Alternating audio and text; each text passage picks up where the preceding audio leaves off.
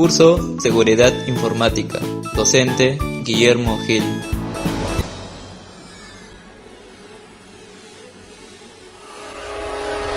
Lo que voy a contarles es algo secreto, una conspiración más grande que todos nosotros. Existe un poderoso grupo de personas ahí fuera que de manera secreta dirigen el mundo. Estoy hablando de las personas que nadie conoce, de las personas que son invisibles, pero que manejan toda la información digital del mundo a su antojo. Las organizaciones gastan millones de dólares en firewalls y dispositivos de seguridad, pero tiran el dinero porque ninguna de estas medidas cubre el eslabón más débil de la cadena de seguridad, la gente que usa y administra los ordenadores. La tecnología avanza exponencialmente y a la larga, los algoritmos de encriptación de llave pública actuales perderán su seguridad. Se necesitarán mejores algoritmos para ir un paso por delante de los computadores del mañana.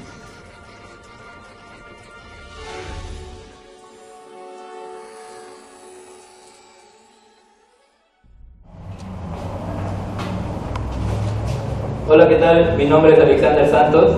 Yo soy Leticia López Olivos. Quien les habla es Eder Alberto Albino Huertas. Somos estudiantes de la Universidad Nacional del Santa de la Facultad de Ingeniería de Sistemas e Informáticas de noveno ciclo. Y en esta ocasión vamos a exponer sobre el tema cifrado simétrico exponencial y funciones hash en criptografía. Espero que este video sea de su agrado y de su total entendimiento.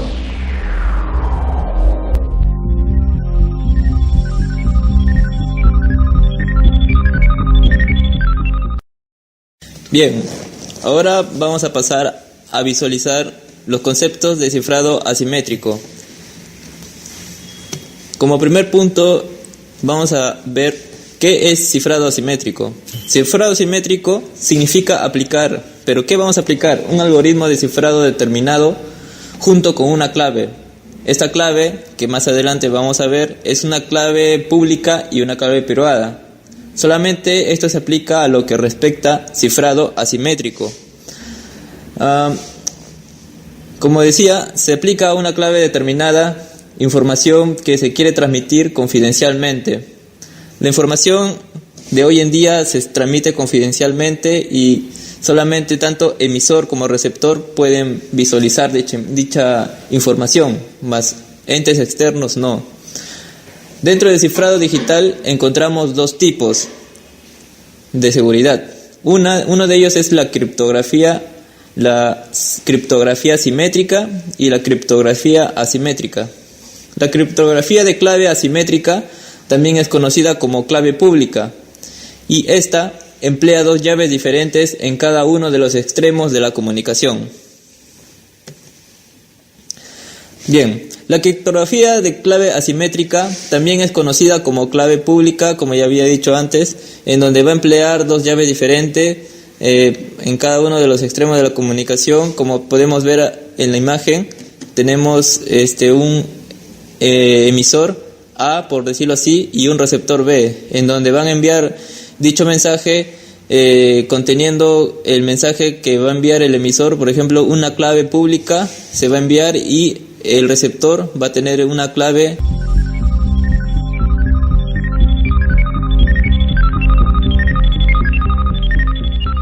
Funcionalidad del cifrado asimétrico.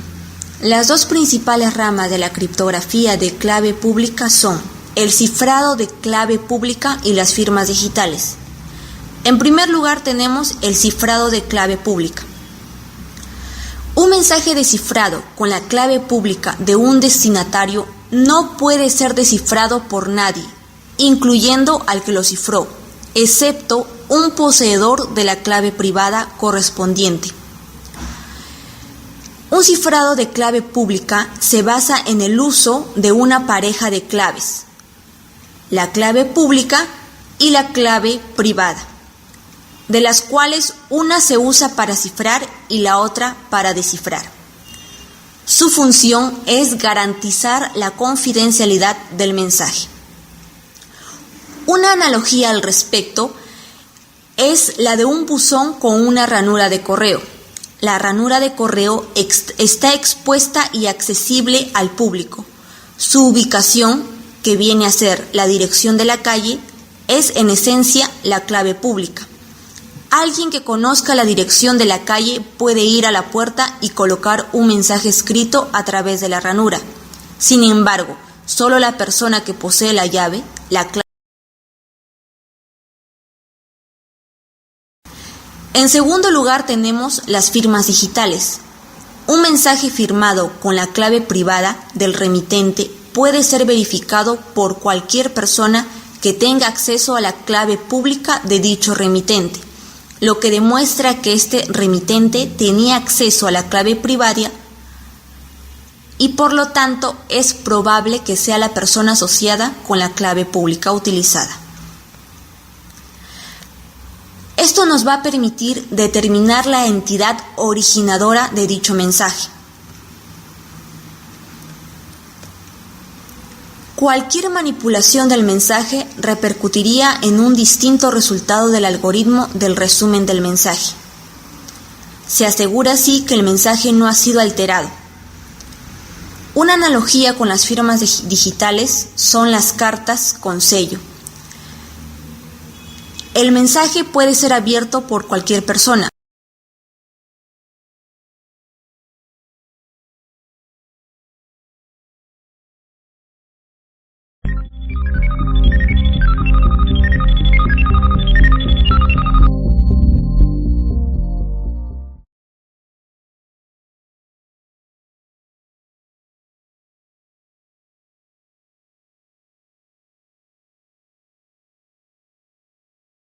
Ejemplo de cifrado asimétrico.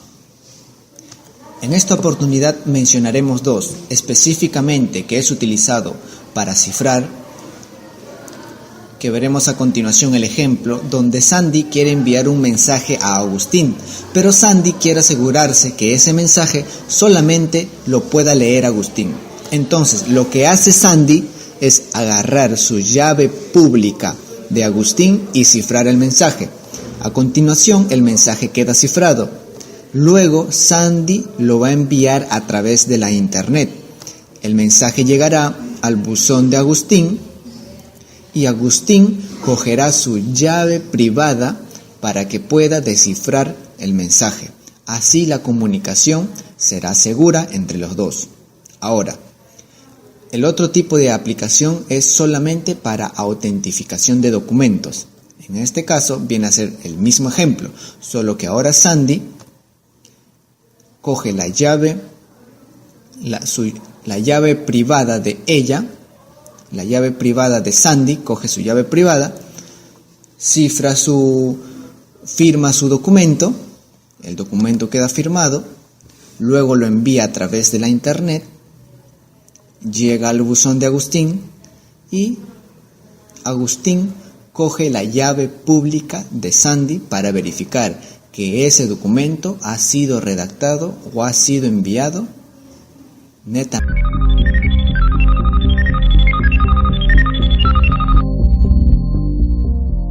A continuación vamos a pasar a ver lo que respecta a ventajas.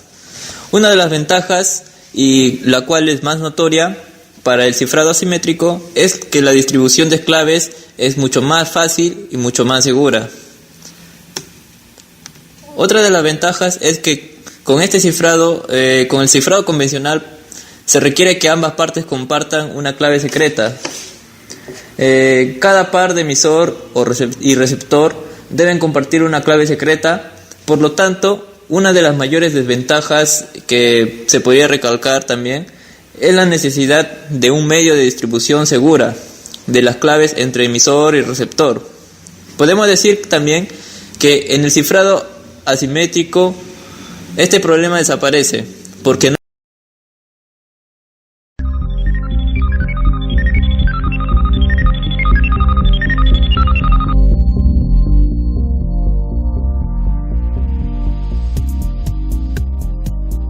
Desventajas. Son poco eficientes debido a que las claves deben ser largas y se tarda bastante tiempo en aplicarlas. La seguridad depende de la eficiencia de los ordenadores. El cifrado asimétrico es más lento que el cifrado simétrico, debido a las claves mayores y la complejidad de los algoritmos de cifrado utilizados. Además, utilizar las claves privadas repetidamente puede hacer que reciban ataques criptográficos que se basan en analizar paquetes cifrados. Es por ello que hay que proteger la clave privada. Las claves privadas se guardan todas juntas en un archivo llamado keyring, que a su vez está protegido con cifrado simétrico. Hay que transportar la clave privada, por eso el llavero con el que debemos andar corre un riesgo. Lo mejor para proteger y transportar la clave privada es la tarjeta inteligente. Una tarjeta inteligente Smart Card es cualquier tarjeta de plástico del tamaño de un bolsillo con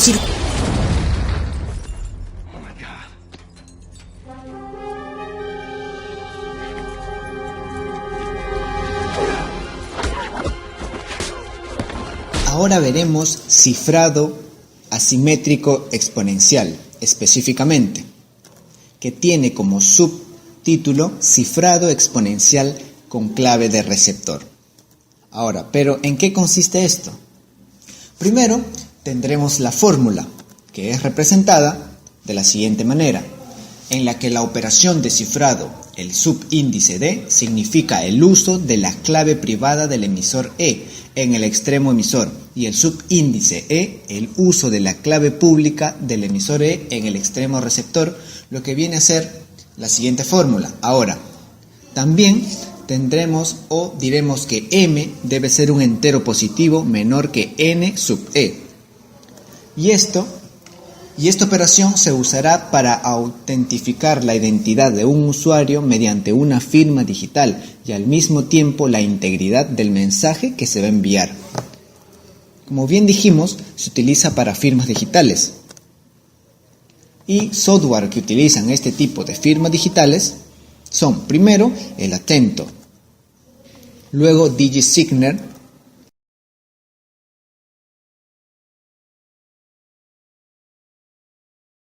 Cifrado exponencial con clave de emisor. En la operación del cifrado, el subíndice D significa el uso de la clave privada del emisor E, para ese caso, en el extremo emisor, y el subíndice E, el uso de la clave pública del emisor, en el extremo receptor. Podemos visualizar además la fórmula.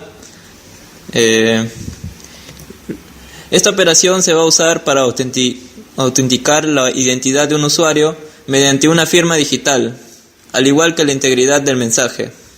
En ambos casos, la operación en emisión como en recepción se hace sobre un bloque.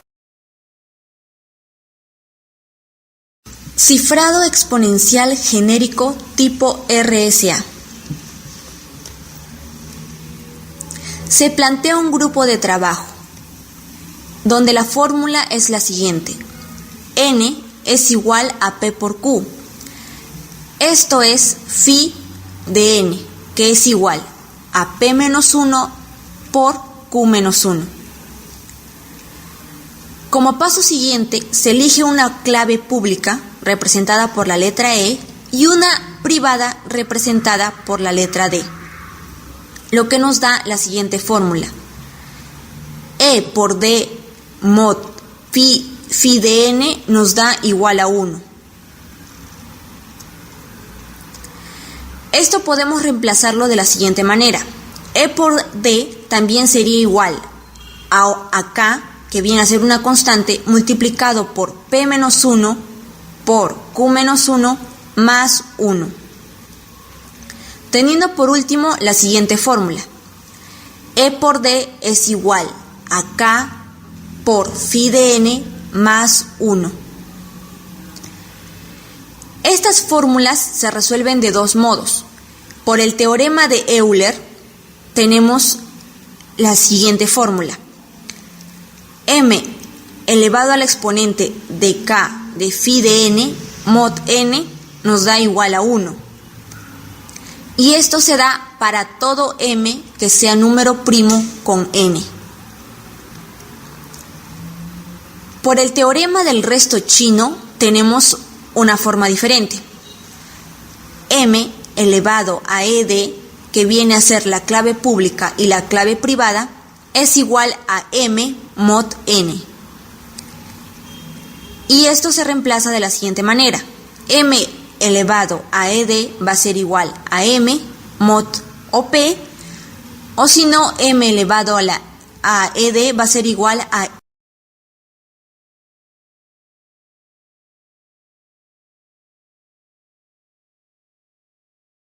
Ahora tenemos operación de cifrado exponencial. En esta oportunidad veremos cómo opera tanto el cifrado como el descifrado del cifrado exponencial. Ahora, al cifrar un mensaje M con una clave pública E, en este caso para intercambio de claves, aunque es igual de válido con una clave D en caso de firmas digitales, tenemos que el cifrado es igual a M elevado al exponente E módulo de N. Y el descifrado es igual a C elevado al exponente D módulo de N. Y así vamos a ir simplificando hasta que solamente nos queda M módulo de N. Por lo tanto, la operación C elevado a la D módulo de N recupera el mensaje M, es decir, ciframos un mensaje M y lo recuperamos en texto plano para poder leer.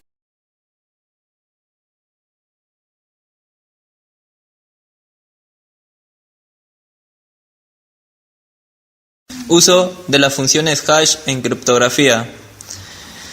Una de las aplicaciones más interesantes de la criptografía podemos ver que es la posibilidad real de incluir en un mensaje una firma digital. Todo esto se remonta en el año de 1976, cuando Diffley y Hellman, que vemos a continuación, presentan un modelo de cifrado asimétrico con clave pública. Con los sistemas de clave simétrica esto era inviable. No obstante, dado que los sistemas de clave pública son muy lentos, en vez de firmar digitalmente el mensaje completo, en un sistema criptográfico se incluirá como firma digital una operación con la clave privada sobre un resumen o hash de dicho mensaje. Funciones hash. Para representar una función hash tenemos como primer elemento un mensaje representado por la letra M, una función resumen que va a ser igual a h de m, y por último la firma, que viene a ser la rúbrica, con la función siguiente: r igual a e sub de de h de m. Las letras D, E van a representar la clave privada del emisor que firmará H de M. La clave privada va a ser DE y la clave pública tenemos como EE, E minúscula, E mayúscula. Ahora la pregunta que surge es: ¿cómo se comprueba la identidad en destino? Se descifra la rúbrica R con la clave pública del emisor EE al mensaje en claro recibido de M'. Se descifra si viene cifrado. Se le aplica la misma función hash que en emisión, y si los valores son iguales, la firma es idéntica y el mensaje es íntegro. Por lo tanto, tenemos que realizar dos procesos. E de EE, que viene a ser la clave pública, con la rúbrica nos va a dar un valor que es H de M. Luego, este valor que se da se va a comparar con el H de M' que se obtuvo en el proceso de la clave privada. Si estos dos resultados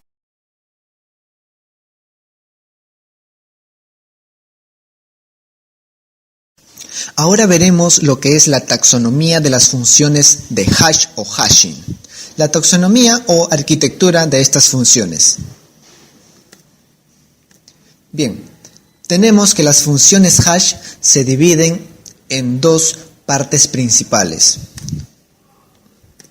Una, que es sin clave secreta, y la otra, lo contrario, ¿no? Con clave secreta.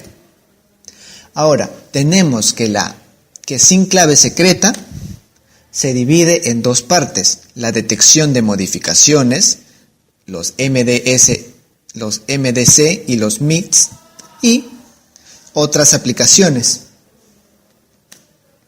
También, ahora tenemos que la detección de modificaciones se divide en dos partes, una que es la OWHF y la otra que es la CRHF. Estas, lo cual tienen en común lo siguiente: uno, que son resistentes a preimagen, el otro que es resistente a una segunda preimagen y el otro que es resistente a colisiones, a similitudes que se dan entre los dos, entre sus códigos, ¿no? O entre sus claves secretas, son resistentes. Ahora, tenemos la otra parte que es con clave secreta, que también es considerada otras aplicaciones y sirve también para autentificación de mensajes. Ahora, tenemos que la detección de modificaciones con código de detección de manipulación. Bueno, ahora vamos a pasar a visualizar lo que es las principales aplicaciones de la función hashing. Podemos ver que uno de ellos es el control de la integridad de los mensajes. Otro es la autentificación de mensajes. Como tercer punto, podemos observar la confirmación del conocimiento ACK. Pero nosotros nos preguntamos, ¿qué es un ACK? Un ACK en comunicaciones entre computadoras vendría a ser un mensaje que el destino de la comunicación envía al origen de esta para confirmar la recepción de un mensaje. Si en el caso se da el caso de que el mensaje esté protegido por un código detector de errores y el dispositivo de destino posea además capacidad para procesar dicha información, entonces el ACK puede informar si se ha recibido de forma íntegra y sin cambios. De forma adicional, nosotros podemos decir también que en protocolos de comunicaciones más complejos se definen diferentes ACK con información más compleja, como peticiones de reenvío de ciertas tramas, información sobre incidencias en la red, entre otras. O también podemos decir que es la contrapartida de este mensaje, se denomina también NACK. También como punto 4 tenemos la obtención de claves aleatorias, como podemos ver en la imagen. También tenemos la generación de números pseudo aleatorios. Tenemos el almacenamiento seguro de contraseñas.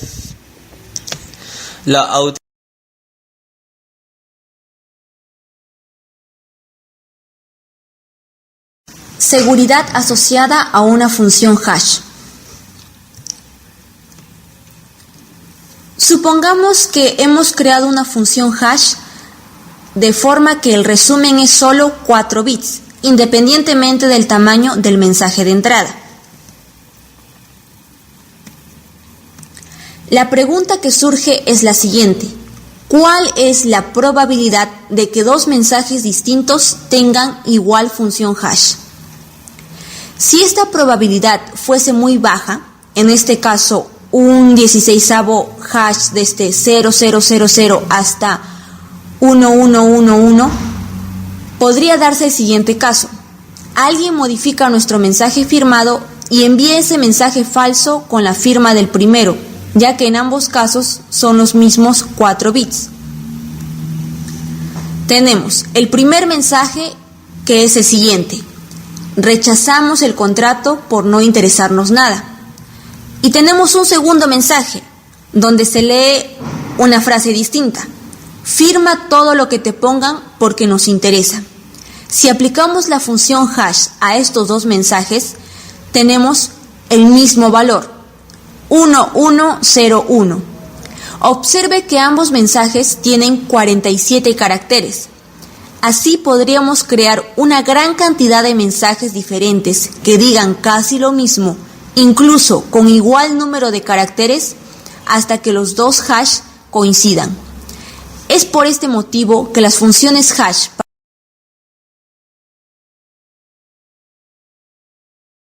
Ahora hablaremos sobre las propiedades de las funciones hash. Básicamente son las principales las que vamos a mencionar. Primero, tiene que ver con la compresión. La compresión en cuanto a las claves de las funciones hash. La segunda viene a la facilidad de cómputo, que no exige mucho a la computadora para que puedan realizarse esas claves. Luego viene la resistencia a la preimagen, es decir, que sus claves o que sus códigos generados no se repiten mucho. Y como cuarto tenemos la resistencia a colisiones. Y como quinto tenemos la resistencia a una segunda preimagen, es decir, cuando se da bucles en la generación de códigos de clave de funciones hash, también hay un cierto grado de confianza. Colusiones, resistencia débil y resistencia fuerte. Para este caso tenemos dos tipos de colusión, lo que son la colusión simple y la colusión fuerte. ¿Qué entendemos por colusión simple? En este caso habrá un conocido M que será computacionalmente imposible encontrar otro M', tal que visualicemos la fórmula de que H de M sea igual a H de M'. A esto nosotros lo denominamos o se le conoce como resistencia débil a las colusiones. Ahora, en el caso de la colusión fuerte, nos dice que será computacionalmente difícil encontrar un par de M y M', de tal forma que en la fórmula sea un H de M sea igual a H de M'. A esto también se le va a conocer la paradoja del cumpleaños. Tenemos como primer punto un problema.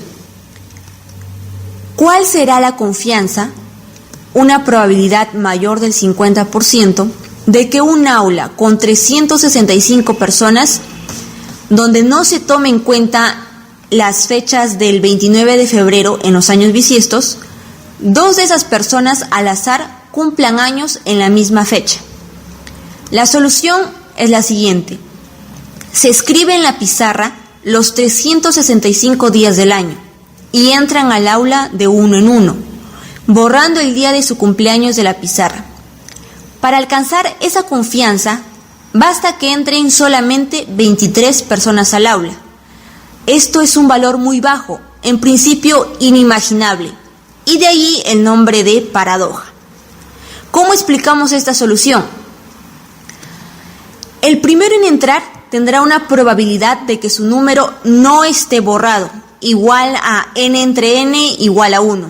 El segundo de n menos 1 entre n, y así sucesivamente. La probabilidad de no coincidencia será la siguiente: n factorial entre n menos k factorial por n elevado a k. En este caso, k toma el valor de 23. Se tiene una probabilidad de no coincidencia de 0,493, lo que nos da ya una probabilidad de coincidencia de 0,507. Y así ya se obtiene un grado de confianza aceptable. En nuestro caso, esto es equivalente a sacar dos mensajes de dos conjuntos disjuntos y comparar su hash. Si los hash... Bien, ahora tenemos ejemplos de funciones hash. Como primer ejemplo tenemos el MD5, que es desarrollado por Ron Rives en 1992. Es una mejora al MD4 y el MD2. Es más lento pero con mayor nivel de seguridad. Resumen de 128 bits, aunque está obsoleto desde 2005, su algoritmo constituye la base de otras funciones. Tiene como características funciones hash de 128 bits, hay pérdida de datos, es usado en firmas digitales y número de pasos 64. Como siguiente ejemplo tenemos el SHA-1. El SHA-1 fue desarrollado por el NIST o National Institute of Standards of Technology en 1995. Similar al MD5 pero con resumen de 160 bits, existen otras propuestas conocidas como el SHA-256 y el SHA-212, posiblemente estándares en la actualidad. Ahora tiene un bloque de 160 bits, como ya lo había mencionado, y es más lento que el MD5 y es más robusto. Esperamos que el video haya sido de su agrado. Muchas gracias.